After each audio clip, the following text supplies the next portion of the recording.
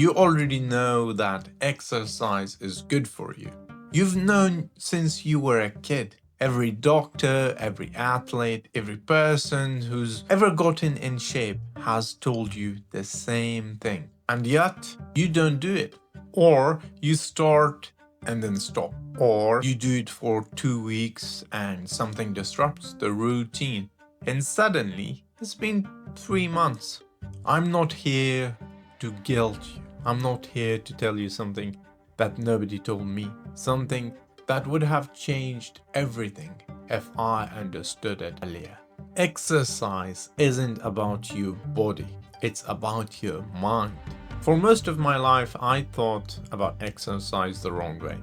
I thought it was something you did to look a certain way, a punishment for eating badly, a work you owned your future self. And when you think about it like that, of course you don't want to do it. Nobody wants to do extra workout. But here is what changed for me. One day I was in really dark headspace, anxious, stuck, couldn't think straight. And I went for a run, not because I wanted to, but because I had no other ideas.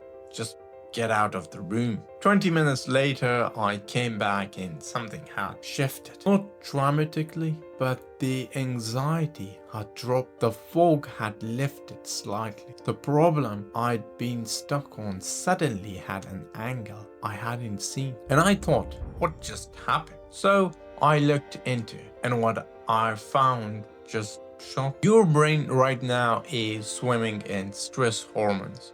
Cortisol, adrenaline, the chemicals your body produces when it's under pressure. And your body was designed to burn those off through physical movement. That's how our ancestors handled stress. They run, they hunted, they built things. But you sit, we all sit, and those stress chemicals just stay. They accumulate day after day. That low-level anxiety you feel, that restlessness at night, that feeling of tension in your shoulders you can't shake. A significant part of that is unburned stress hormones with nowhere to go. When you move, even a 20-minute walk, you burn through them. Your body does what it is built to do, and almost immediately your nervous system downregulates. Your brain shifts out of threat mood. You don't feel better because you're disciplined or motivated.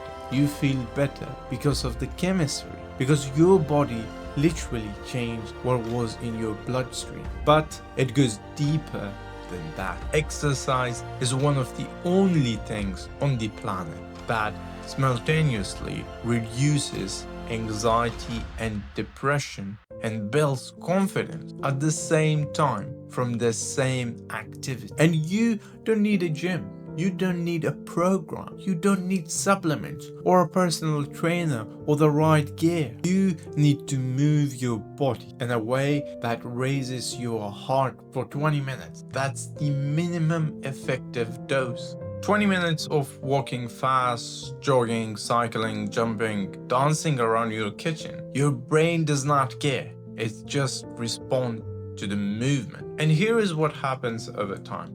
And this is the part that nobody talks about enough. Your baseline shifts. After a few weeks of consistent movement, your resetting anxiety level drops. Your default mood, the one you wake up with before anything has even happened, gets better. Not dramatically better overnight, but steadily, one step at a time. Slowly, but surely. You become harder to rattle, more patient, clear-headed. You sleep better, and better sleep make everything else in your life work better. It is the single highest return investment you can make in yourself. Nothing else even comes close. I want to tell you about something I noticed about 6 weeks into exercising consistently. I stopped dreading my days. That sounds like a small thing, but I used to wake up and immediately feel the weight of everything. The to-do list, the pressure, the general sense that I was behind on something. And one morning, I woke up and that feeling just wasn't as loud. I lay there for a second, waiting for it.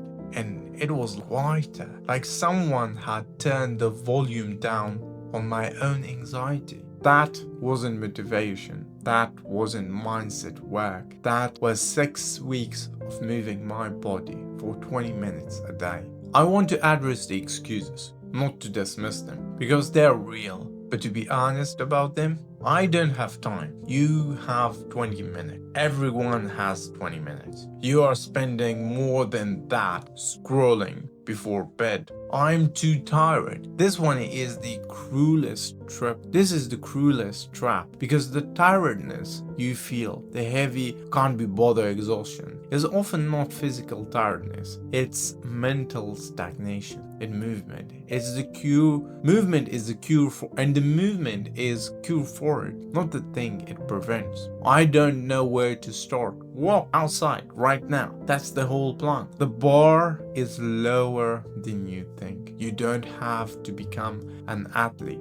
You just have to move. Listen to me. You're not lazy. You're not undisciplined. You're not someone who just isn't built for exercise. You are a human body that was engineered over hundreds of thousands of years to move, to run, to lift, to climb, to walk long distances. The machinery is still inside you, fully intact. It's just being sitting still. And every single day you move it, even a little, you are telling your body, I remember what you are. I remember what you are capable of. And your body responds every time without fail. 20 minutes today, not for how you look in 6 months, not for some goal on a piece of paper, for how you will feel in 20 minutes from now. That's the whole thing.